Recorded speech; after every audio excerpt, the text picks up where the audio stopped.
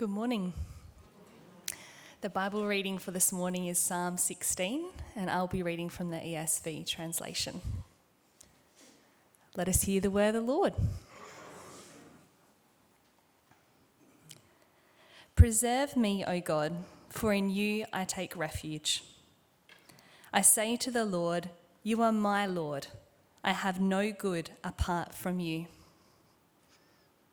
As for the saints in the land, they are the excellent ones, in whom is all my delight. The sorrows of those who run after another god shall multiply. Their drink offerings of blood I will not pour out, or take their names on my lips. The Lord is my chosen portion and my cup. You hold my lot. The lines have fallen for me in pleasant places. Indeed, I have a beautiful inheritance.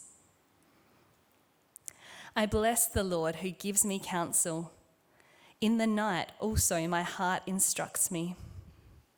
I have set the Lord always before me. Because he is at my right hand, I shall not be shaken. Therefore my heart is glad, and my whole being rejoices. My flesh also dwells secure, for you will not abandon my soul to Sheol, or let your Holy One see corruption. You make known to me the path of life. In your presence there is fullness of joy. At your right hand are pleasures forevermore. This is the word of the Lord. Let's just pray briefly.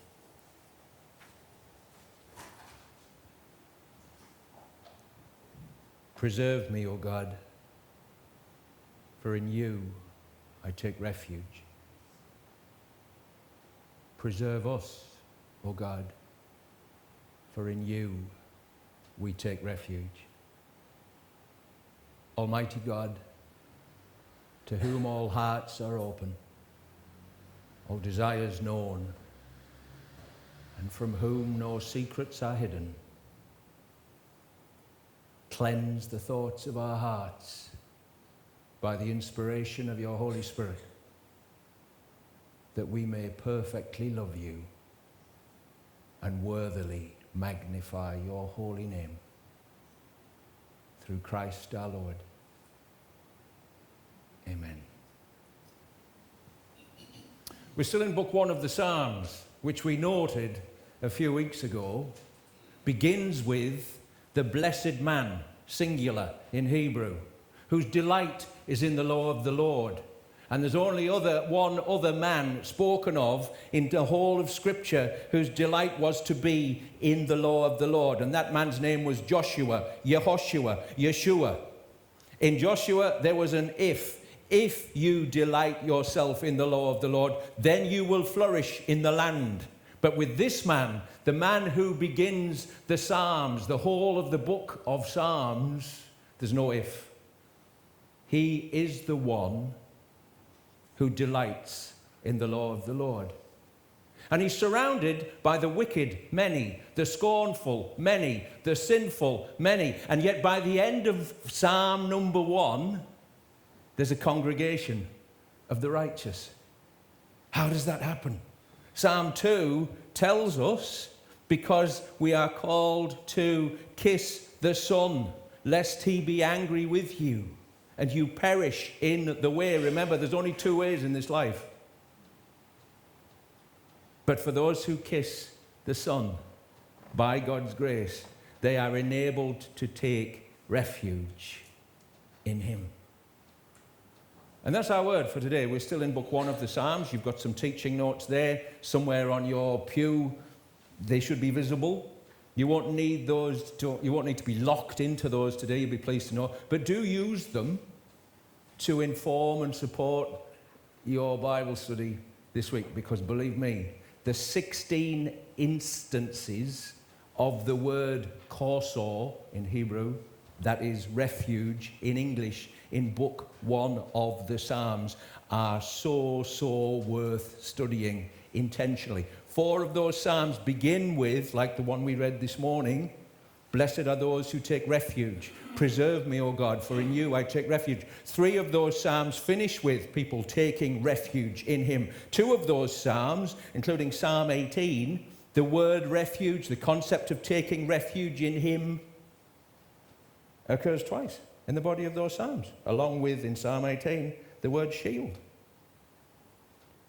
And we all think to ourselves, well, that's very, very nice. Isn't it good that we can all take refuge in God from this big bad world? Because this big bad world throws all sorts of horrible things against us. But if that's your thought about what taking refuge in the Lord is about, you've missed something of profound and central importance. Because we need to ask ourselves, what are we taking refuge from? Or another way of putting that question is, from whom are we taking refuge in a biblical sense? Psalm 5 is one of these psalms that uses the word chosor in Hebrew. One of the English words, one of the Hebrew words for refuge that's used in the Psalms. There are others. That psalm, Psalm 5, tells us that evil cannot dwell with God. And in case you're wondering what evil looks like in God's sight, it talks about deceit and boasting and lying lips and wickedness in the heart, not being able to dwell with God. Are you getting this yet? All have sinned and fall short of the glory of God. That's why Psalm 1 tells us that the blessed man is he who alone delights in the law of the Lord. It's not some representative person who just wakes up one morning and decides, I'm going to take refuge in the law of the Lord. Our hearts are desperately wicked. My heart is desperately wicked. If I walked up to you in the street and said, Lois, your heart is desperately wicked. If I was a total stranger, Lois might be kind of offended by me. But I'd be speaking the truth. Wouldn't I, Lois? When the psalmist talks about taking refuge in God, we are taking refuge from God. Because we should all know this. The only way to flee from God is to flee to God. Let's just take a quick look at the book of Zephaniah. Because the book of Zephaniah is one of the 12, sometimes called the minor prophets, that those of you who know me well know I don't particularly like the term minor prophets. Zephaniah was one of the 12, the book of the 12. This is what God says about humanity and the earth. Zephaniah chapter 1, verse 2. I will utterly sweep away everything from the face of the earth, declares the Lord. I will sweep away man and beast. I will sweep away the birds of the heavens and the fish of the sea and the rubble with the wicked. I will cut off mankind from the face of the earth, declares the Lord. I will stretch out my hand against Judah and against all the inhabitants of Jerusalem. And so it goes on. And in case you're not getting it, and in case people, as they were in the day of Zephaniah, were holding out for the day of the Lord when everything was going to be made right and sweet and nice and everything else like that. Verse 14, the great day of the Lord is near, near and hastening fast. The sound of the day of the Lord is bitter. The mighty man cries aloud there. A day of wrath is that day, a day of distress and anguish, a day of ruin and devastation, a day of darkness and gloom, a day of clouds and thick darkness, a day of trumpet blast and battle cry against the fortified cities and against the lofty battlements. And in case anybody thinks that's just Israel and Judah being spoken of there, I will bring distress, says God, on mankind so that they shall walk like the blind because they have sinned against the Lord. Their blood shall be poured out like dust and their flesh like dung. Neither their silver nor their gold shall be able to deliver them on the day of the wrath of the Lord. In the fire of his jealousy, all the earth shall be consumed. For a full and sudden end he will make of all the inhabitants of the earth. That's why we need a refuge. And I make no apologies for reading the whole of that passage from Zephaniah 1, because we need to be reminded that first and foremost we are fleeing from the rightful and just wrath of God. It's from God that we need a refuge. Zephaniah 2 then brings this note of hope. Gather together, yes, gather, O shameless nation, before the decree takes effect. That is the decree we've just read about. Before the day passes away like chaff. By the way, passing away like chaff is a quote direct from Psalm 1 verse 4. In book 1 of the Psalms, he will sweep away the wicked like chaff. And Zephaniah goes on, before there comes upon you the burning anger of the Lord, before there comes upon you the day of the anger of the Lord, seek the Lord, all you humble of the land, who do his just commands. Seek righteousness, seek humility. Perhaps you may be hidden on the day of the anger of the Lord. And for the sake of completeness, another instance of the word chosor, refuge, this time in the book of Zephaniah. Zephaniah 3, verse 12. But I will leave in your midst a people humble and lowly. They shall seek refuge in the name of the Lord, those who are left in Israel. They shall do no injustice, and speak no lies, nor shall there be found in their mouth a deceitful tongue. For they shall graze and lie down, and none shall make them afraid. A wee while ago, these people were the shameless nation that God was calling to seek him, to gather together to him, to wait. But look, they become the congregation of the righteous when they take refuge in the name of the Lord. If you look carefully in your teaching notes while you're doing your Bible reading this week, you will notice that the word chosor, that is refuge, is very, very similar. It looks almost identical, except for a little tittle on the left-hand side of the left-hand letter, to the word chesed, the steadfast love of the Lord that never ceases. You will notice too that the word refuge, chosor, often crops up in close proximity to the word chesed, steadfast love. Somehow God is seeking to communicate to us through book 1 of the Psalms that chesed, his steadfast love, and our ability, our capacity in him to take refuge in him are closely interrelated. I have a Hebrew keyword dictionary at home. It's got something like 8,663 Hebrew words in it. Chesed, the steadfast love of the Lord, is number 2,617. And chosor, which is refuge, as in book 1 of the Psalms and what we've just read in Zephaniah, is number 2,620. There's only 2 little words in between them. How good is that? God wants us to get the fact that his steadfast love and our ability to take refuge in him go together. The other word that often crops up in these 16 instances of the word refuge in book 1 of the Psalms is righteousness. Because as we shall see, when people who by God's grace do take refuge in him, from him, because of the blood of his Son, shed for us and for many, for the sins of the world, we become righteous. All of these Psalms that you've got listed in front of you, you've got those teaching notes in front of you, were written by King David at different stages of his life. Let's think about that.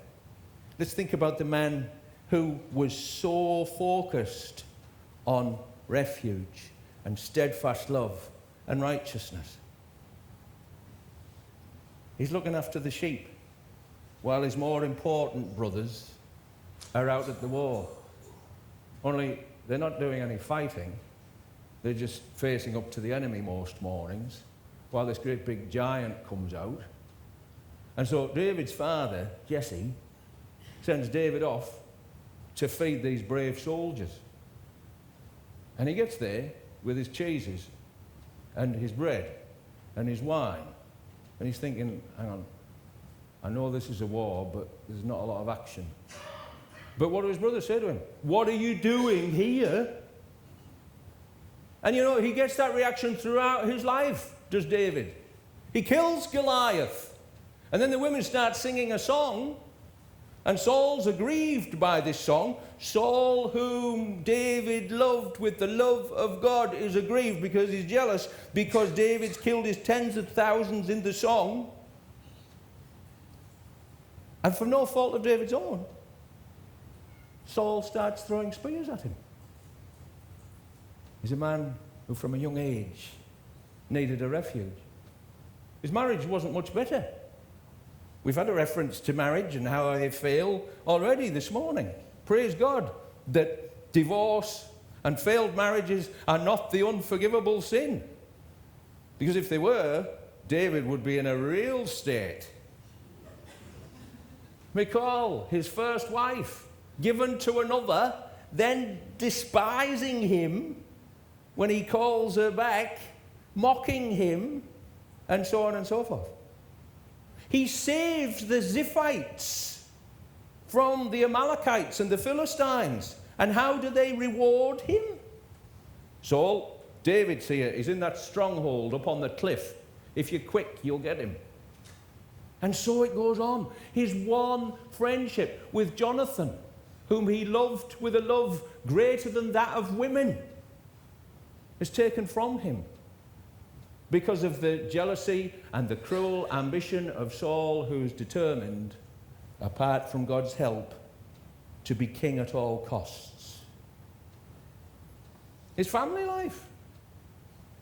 If you think his marriage was bad, look at what some of his sons did to him. Lord, how are they increased that trouble me? Psalm 3 begins. Many there be that rise up against me. Many there be that say of my soul, there is no help for him in God. Selah. Who do you write that about? Oh, that's right, his son, Absalom, who was heading into Jerusalem to sleep with David's concubines and to take the kingdom from him. But what does David say next? But thou, O Lord, art a shield for me, my glory and the lifter up of mine head. Look carefully again at Psalm 18 and the two instances of the word refuge, the word chosor in Psalm 18, and you will see that the word shield and the word refuge are used interchangeably. So this is the miracle of it. This is the glory of it. This is the wonder of it. We flee from God to take refuge in God, and from the moment that happens, a process kicks in which is just so glorious, because everything that was previously sweeping us away, having a field day with us, running rampant and riot through our lives, and which we were powerless to prevent or stand against, it continues to hurtle at us, but he's our shield. He's our refuge. Book 1 of the Psalms was quoted earlier this morning by dear Debbie. The Lord is my shepherd. I shall not be in want. But that psalm could only be written because of the one that came before it. My God, why have you forsaken me? And the one that comes after is where all of this, if we have taken refuge in him, is taking us. The earth is the Lord's and the fullness thereof. Just look at those 3 psalms through the course of this week. Look at the first line of all 3 of them. My God, why have you forsaken me? I've forsaken you, son. And I say this all reverently, because there's a dying, perishing humanity out there. And it's only if I turn my wrath upon you, Jesus, you whom I have loved since before time began. It's only if I do that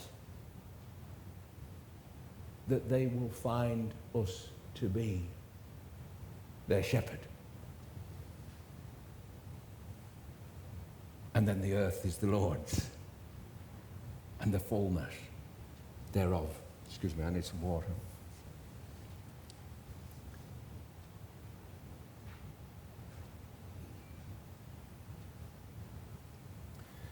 The book of Psalms, of course, is part of a bigger section of Scripture called the Ketuvim, the writings. And in the Hebrew Bible, the Jewish Bible, the Bible that Jesus most likely read when he went into the synagogues of Capernaum and other places in the Galilee, the book of writings begins with the book of Psalms, though not quite. And I say not quite because the book of Psalms in the Jewish Bible that Jesus would have read actually had a little prologue at the front of it. You and I know it as the book of Ruth. What does Boaz, the kinsman redeemer, say to Ruth in Ruth 2, verse 12? The Lord repay you for what you have done, and a full reward be given you by the Lord, the God of Israel, under whose wings you have come to take chosor. You have come to take refuge.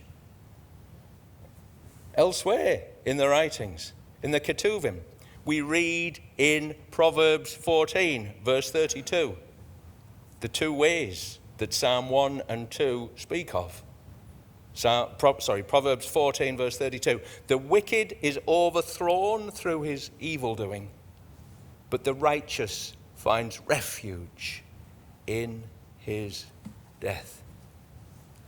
Just want us to think a little bit about this term refuge in the context of the Ketuvim, in the context of the writings. As you know, the Hebrew Bible is divided into three main sections: Torah, law; prophets, Nevi'im; and writings, the Ketuvim. The first 5 books, the in Tanakh, the Torah, speak of the enactment of God's covenant with his chosen people, Israel. We probably get that. We probably see that. The Torah is about the enactment of covenant.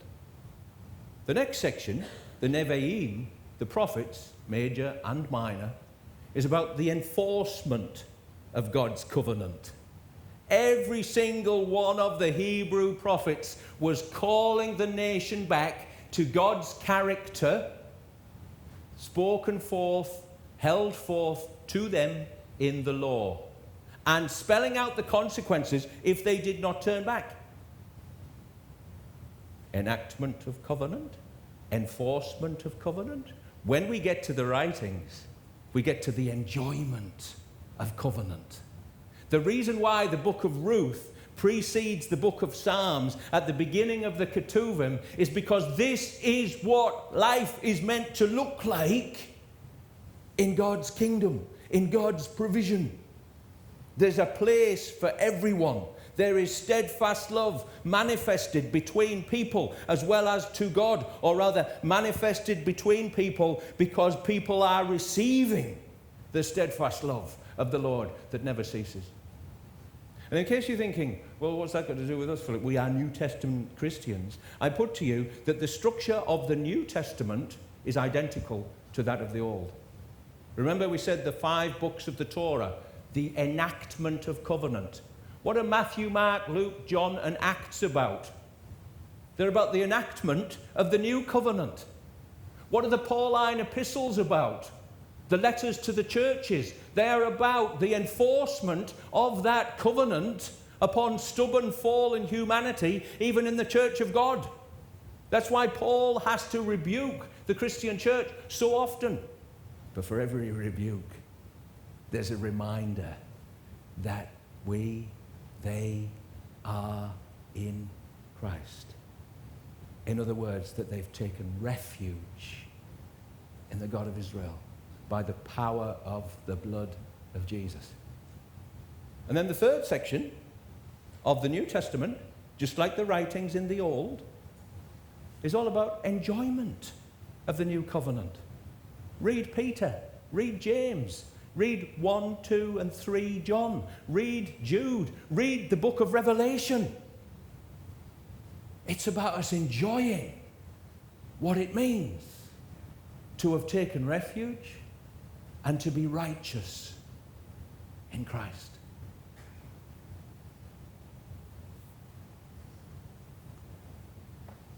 We've had a long service this morning, haven't we, really? I think we should probably keep this short.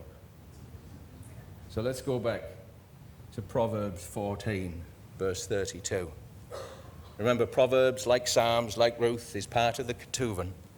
It's part of enjoying what the covenant blessings, especially of righteousness, are all about. And here's our word chosor. Here's our word refuge again. The wicked is overthrown through his evil doing. Just as Psalm 1 and Psalm 2 said, the wicked shall perish in his way. But what about the righteous?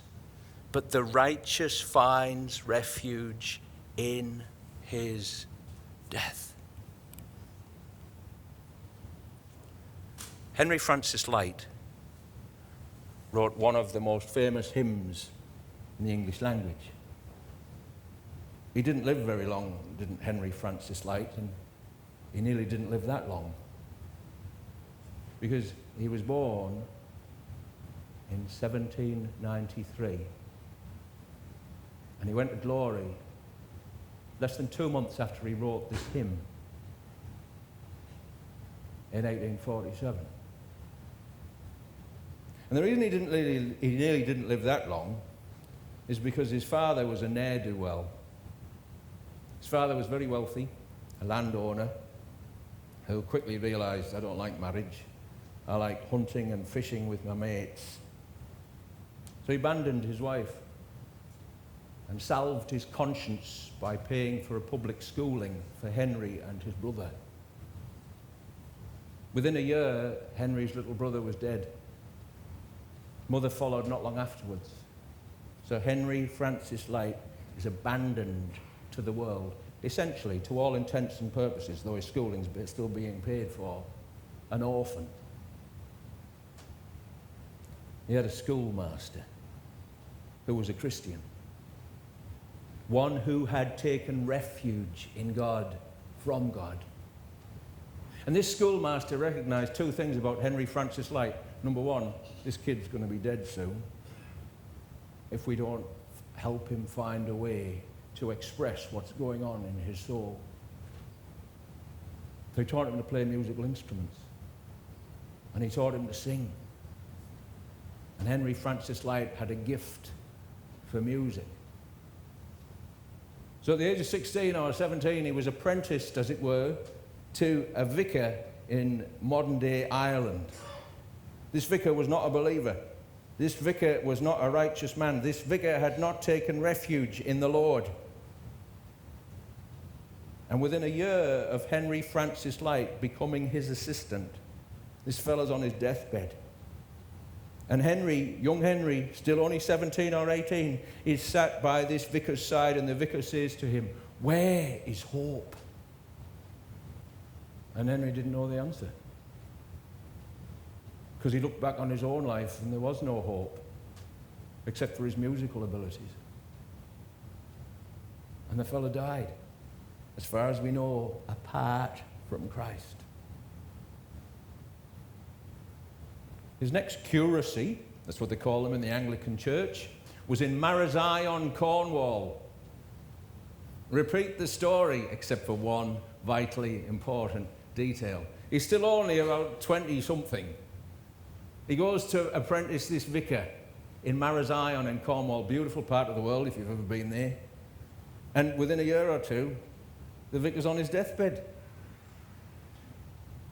But this fella had taken refuge in God. So he says to Henry, Henry, take out your Bible.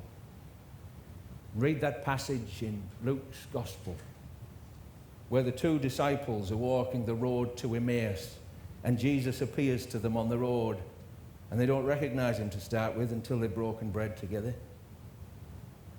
And how they invite him in. The day is well spent. Come abide with us. And then the fellow died, safe in the arms of Jesus. So Henry Francis Light's ministry took off from here. Always, always, always with singing and music central. His parish in Brixham on the south coast of England, in the beautiful county of Devon, became known as the parish with the most amazing choir in all of England outside of London. Until the Plymouth Brethren came through. And J.N. Darby's fiery preaching, millennialist preaching, just about emptied Henry Francis Light's church. And he lost most of his choir. At that point in his life, he needed to take refuge in the Lord and in the Lord alone. Fast forward to 1847. He's 54 years of age. And his doctors say to him, "Sir, you are not going to live much longer. You need to leave. Go to a warmer climate." He's buried in the English cemetery in Lisbon, Portugal. So on his final Sunday, there in the beautiful coastal town of Brixham, which turned out to be his final Sunday in England ever in his life, Henry Francis Light goes for a walk.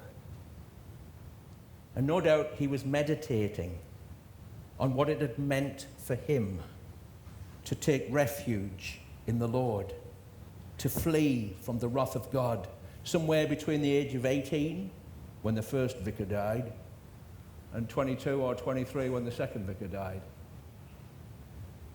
And he's meditating on all of those times when the Lord had been his shepherd over all of those years. And he's remembering and he's thinking about that second vicar from Marazion and the passage of scripture that the fella had chosen on his deathbed.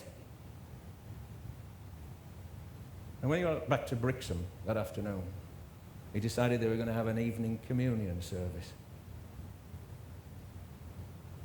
And before they had the evening communion service, he went to his daughter, present you my daughter, and he gave her a letter.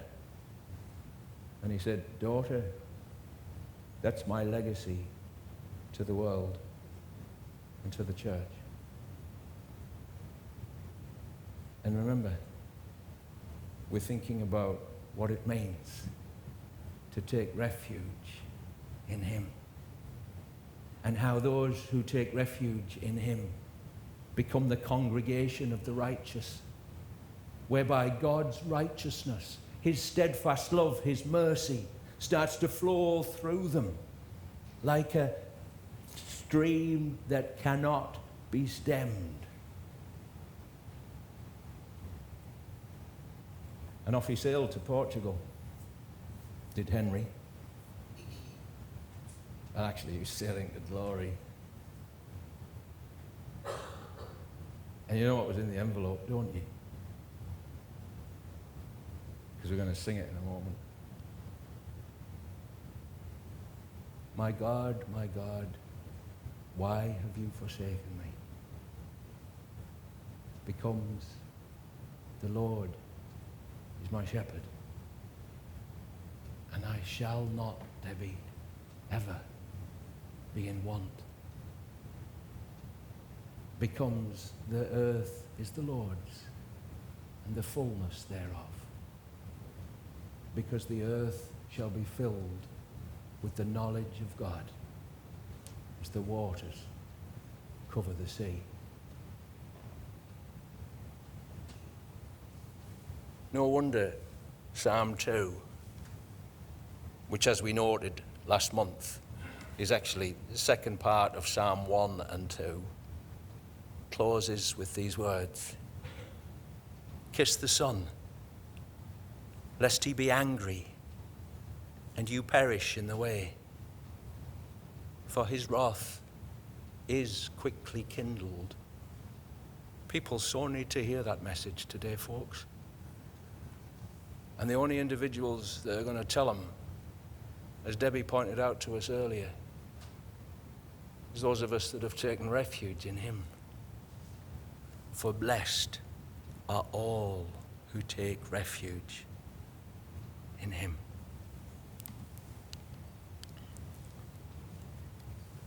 Here's what was in the envelope. Abide with me, fast falls the eventide. The darkness deepens, Lord, with me abide. When other helpers fail and comforts flee, help of the helpless, Lord, abide with me. He's altogether just, and therefore altogether justly wrathful with human sin. Evil shall never dwell with him. But in his Son, in the royal Son, in the King at his right hand, he has made a way for sinners such as you and me to take refuge in him.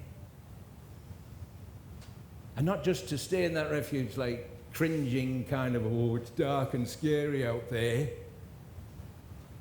but for that refuge to become that which is living and eternally living, that so takes hold of our souls and our lives and our relationships, like why the book of Ruth is the prologue to the book of Psalms, that the world tastes and sees that the Lord is good. Let's stand together and sing what was in the envelope. You stay standing for a couple of minutes more, I'm sure it won't harm you. Halfway down your page, that is, of these teaching notes, there's a reference to Psalm 28, verse 8. It simply says this: "The Lord is the strength of his people. He is the saving refuge, the saving chosor of his anointed." Think about that, because the word for anointed is Mashiach, which means Messiah. So let's read it again with that in mind. The Lord is the strength of his people. He is the saving refuge of his Messiah. Have you taken refuge in Jesus, the Messiah of Israel? If you're not sure, then chances are you haven't. And believe me, you need to remedy that. And you need to remedy that real soon. And you need to ask God for grace to give you a revelation of just how important it is to take refuge in God's Messiah. But if you have, and I hope that's the majority of us this morning, then as the benediction, just listen to what David, the writer of those refuge psalms, says at the end of Psalm 72, the end of book 2 of the Psalms, which we're going to be starting to look at next week.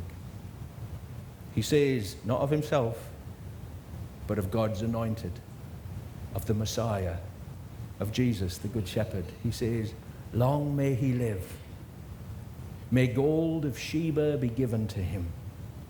May prayer be made for him continually, and blessings invoked for him all the day. May there be abundance of grain in the land. On the tops of the mountains may it wave. May its fruit be like Lebanon, and may people blossom in the cities like the grass of the field. May his name endure forever. His fame continue as long as the sun. May people be blessed in him. All nations call him blessed. Blessed be the Lord, the God of Israel, who alone does wondrous things. Blessed be his glorious name forever, and may the whole earth be filled with his glory. Amen and amen. And then verse 20. There's one verse left. The prayers of David, the son of Jesse, are ended, are fulfilled. In other words, when you see that happen, when the earth is filled with the knowledge of God as the waters cover the sea, and there's just abundance everywhere because Jesus Christ is Lord to the glory of God the Father, then the prayers of David will have been fully and completely answered.